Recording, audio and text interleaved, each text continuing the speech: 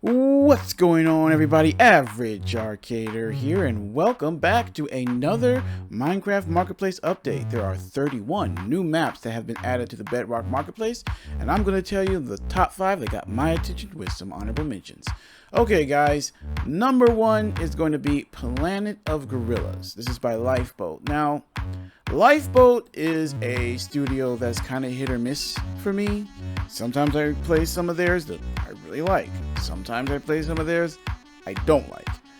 I'm kind of cautious when I see something of theirs, but Planet of the Gorillas, I keep wanting to say Planet of the Apes, but Planet of the Gorillas does actually look interesting, and I want to give it a shot. It has quest lines for unique new mobs, that's the thing, challenging quest lines, and 12 skins. So I think that's worth giving it a shot. I think the basis is Seattle. The rainy city has been taken over by gorillas, and you're basically fighting back. So I don't know if it'll be voiced. They have been voicing a lot of their recent stuff. I know when I did the Rocket Adventure review, they had tried to do voice acting, which I always respect. Even if it's not the best, I still respect it, because it's just so much easier to enjoy the mod when you don't have to read the whole entire time. You can just listen. Alright, number 2, Firebender by Pathway Studios, and what is that? I'm not sure how to pronounce that. Chimp? Or champ? I'm not sure how to pronounce that. Either which way, this looks interesting. Number 1, I'm a huge Avatar: The Last Airbender fan, so when I see firebending or windbending or airbending, I get excited. I'm talking about the cartoon show, not the disgusting movie. That should be burnt, like at all costs. But anyway, back to the point on hand. This looks interesting. Now, it doesn't say anything about quests. It talks about learning how to use the abilities and then basically going to an arena. So I don't know for sure. It looks interesting. Looks like you kind of have a wheel, and you put you know which one attack you want to use, and you throw them out there. So I'm not sure how it goes. I'm definitely going to check it out. I'm not sure if I'll do a review or a let's play. I'm still trying to figure that out, but I'm definitely going to do something on this one for sure. Hopefully I can get it out sometime this week, but definitely worth it. Pathway Studios, I've found a lot of theirs that do a good job. They're a reputedly good studio. I think if they're the ones that made it, they might have been the people who published it, and the other studio made it. I'm not sure. It's kind of confusing sometimes how these are set up. Like, does it say in the description? No, it says that it's by both of them.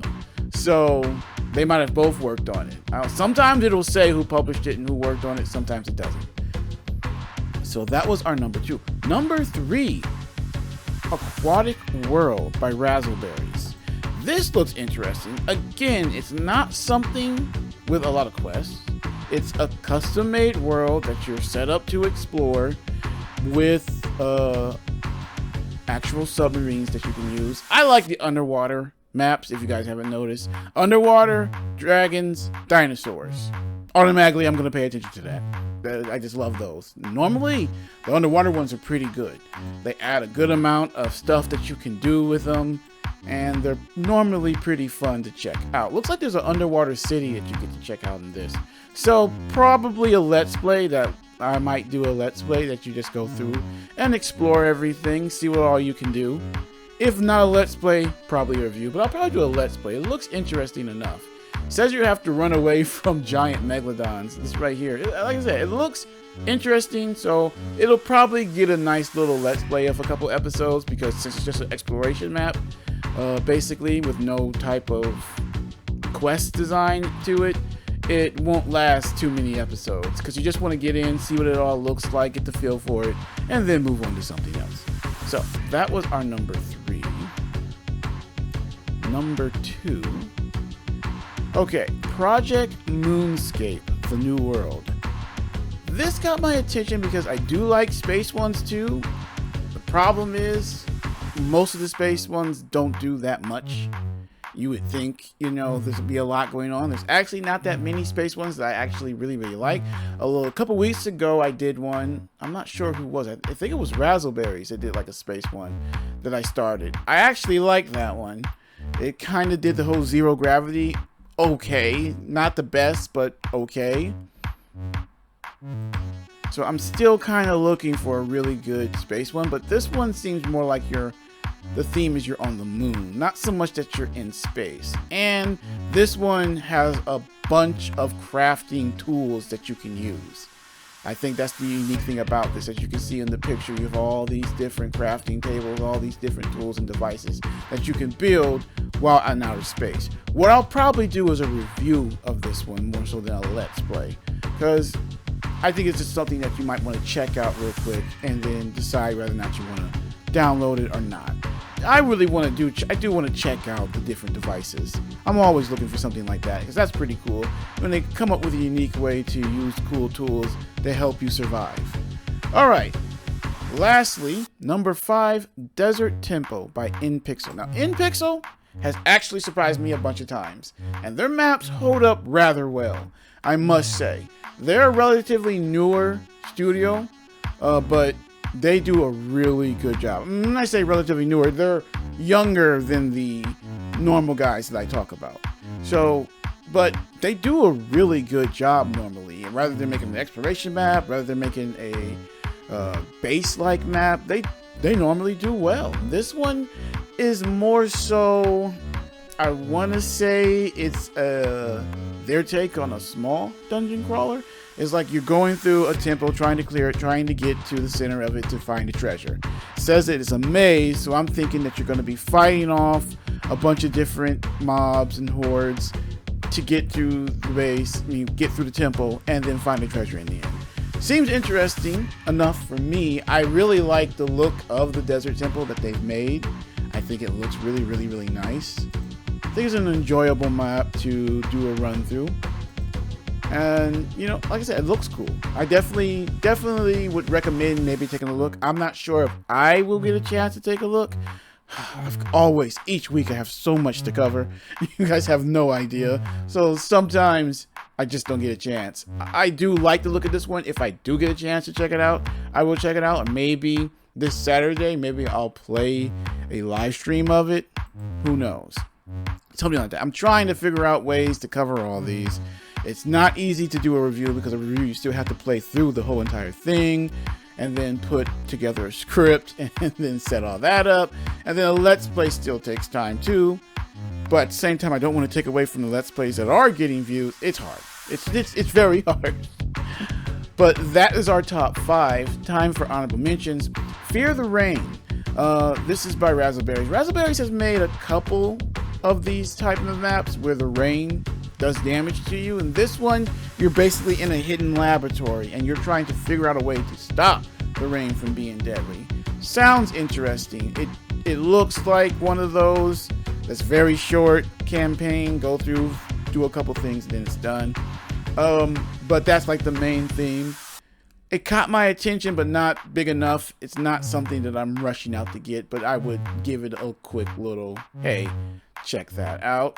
Arcade Drop. Now, there was another map like this before. Basically, you're in a giant arcade. You go to these cabinets, and you jump off the top into the middle, and there's basically things you have to dodge. You have to stay in a continuous drop. Sounds interesting. Not something that I'm really quite looking for, but definitely worth mentioning. Port Island by Razzleberries. Again, this is one of those destination/base style maps, so it may get a review, it may not. I've been trying to do as many of those as I can. I really like the concept of getting a pre-made base or a pre-made location that you can do a survival run in. They're normally really, really cool, really, really fun. And, you know, I like to take a look at that. Now, this got my attention, but not in a good way. Escape from the Dragon. Actually, I'm not sure. I'm not familiar with this studio. It's a parkour map, but it's probably the most expensive parkour map I've seen. That's a pretty hefty price for a map like this. And it being a parkour map, I mean, it better be a huge parkour map to basically ask for with a $10 price. I think that's pretty expensive for a Minecraft map, and I'm not sure this one might pull that off. You know, the description's kind of light. I like the look of this quick little thing here on this map, but I foresee a lot of people not liking it for the simple fact that it might not have enough to do having such a high price. But as you can see from the studio, they make high price stuff. They've got high scores on it, so they must do good. I just think that's a little high for a parkour map. I don't know. I'm still kind of getting used to parkour maps, so I don't know. That got my attention strictly because I think it's kind of a little bit high, but they seem to charge a lot for their maps, and they got a lot of high ranking. Well, hang on. I say high ranking, but how many? Oh, see, that's not bad. 100 people did a review on that one. Okay, I mean, they're not going crazy at all.